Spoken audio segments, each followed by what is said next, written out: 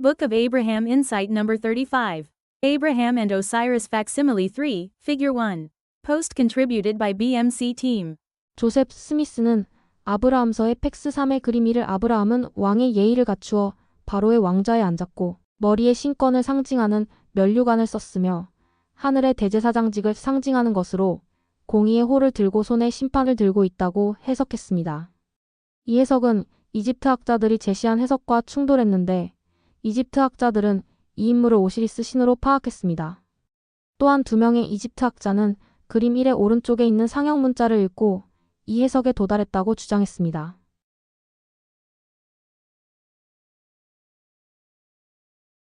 Robert Rittner 2011. Recitation by Osiris, Foremost of the Westerners, Lord of Abydos, The Great God Forever and Ever. 서양인의 으뜸, 아비도스의 군주, 영원불멸의 위대한 신 오시리스가 낭송합니다. Michael Rhodes 2002. Was spoken by Osiris, The foremost of the Westerners may you, Osiris, HOR, abide at the side of the throne of greatness. 서양인 중 가장 위대한 오시리스가 한 말입니다. 오시리스 오르, 위대함의 왕좌 곁에 머무르소서. 이집트 학자 중 한 명이 그림 1.3에 등장하는 상형 문자를 재현하려고 시도했습니다. 그러나 그의 재현본과 루벤 헤드록의 원본을 비교해보면 몇 가지 어려움이 드러납니다.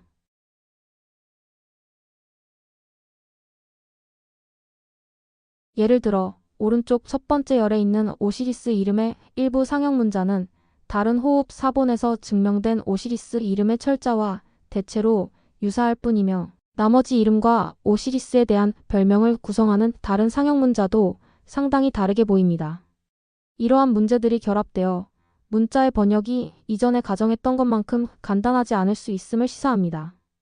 따라서 헤드록의 팩스 3에서 읽을 수 없는 문자를 재구성하기 위해 병렬 텍스트를 사용한 것에 대한 좋은 이유를 볼 수 있지만 헤드록의 팩스 3 사본에서 상형 문자를 읽는데 어려움이나 불확실성을 인식해야 합니다. 그럼에도 불구하고 이 인물의 정체는 비교 가능한 도상학에 근거하여 오시리스라는 것이 합당해 보입니다. 따라서 조셉 스미스가 이 인물을 아브라함이라고 지목한 것을 어떻게 또는 어떻게 조정할 수 있는지 의문을 제기할 수 있습니다.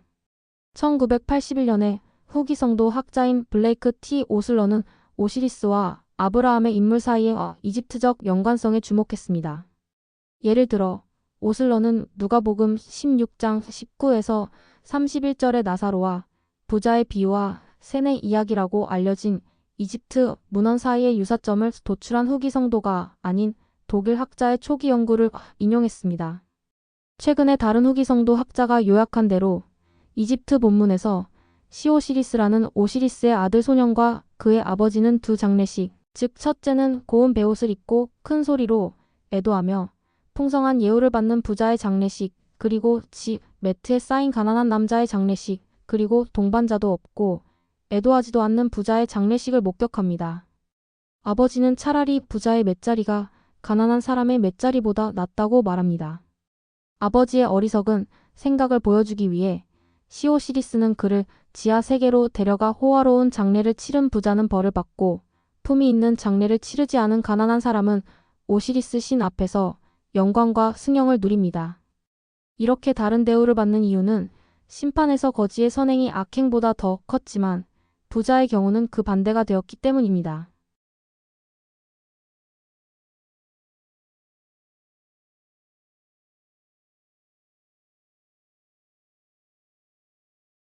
일부 학자들은 누가복음에 등장하는 셈의 이야기를 유대인이 차용하여 각색한 것이라고 주장하기도 합니다.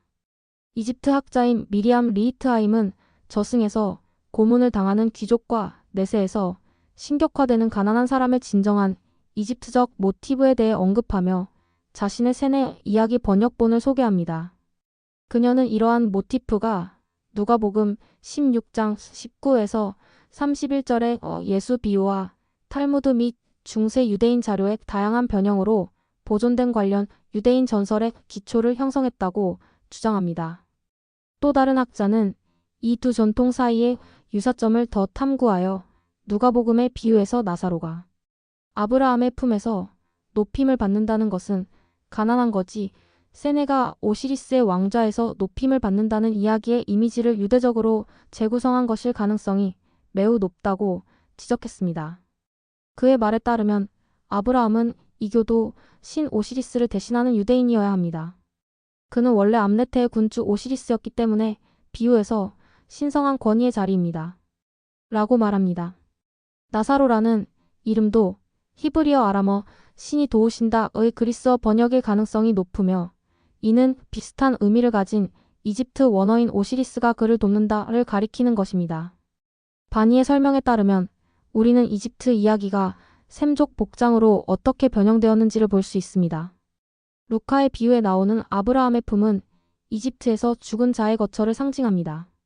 그리고 가장 주목할 만한 것은 아브라함이 팩시밀리 1과 3의 경우처럼 이교도 신 오시리스의 유대인 대체물이라는 점입니다. 성경의 인물 아브라함이 고대 이집트 신 오시리스와 연관된 또 다른 사례가 있는 것 같습니다.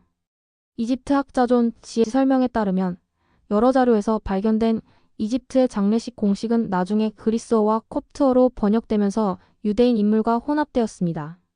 이 공식의 짧은 데모틱 버전은 다음과 같습니다. 그의 영혼이 아비도스의 군주인 위대한 신 오시리스 소카르의 면전에서 살기를 바란다. 그리스어에서 이 공식은 나중에 다음과 같이 표현되었습니다. 아브라함과 이삭과 야곱의 품에서 그의 영혼을 쉬게 하소서. 이 재구성에서 오시리스 앞에서 살다라는 표현은 아브라함의 품에서 쉬다라는 표현으로 대체되었습니다. 고대 일부 사람들이 아브라함을 이집트 신 오시리스의 대형품으로 여긴 이유를 정확히 알 수는 없습니다. 어떤 경우이든 아브라함이 일반적으로 오시리스가 차지하는 맥락에 등장하는 사례가 충분히 많기 때문에 이집트인들이 어떤 종류의 연관성을 보았다고 결론을 내릴 수밖에 없습니다. 특히 위에서 살펴본 것처럼 아브라함이 죽은 자의 심판이나 사후 고인의 가치에 대한 선언과 관련된 방식으로 오시리스의 대체물로 등장하는 것은 주목할 만한 사실입니다.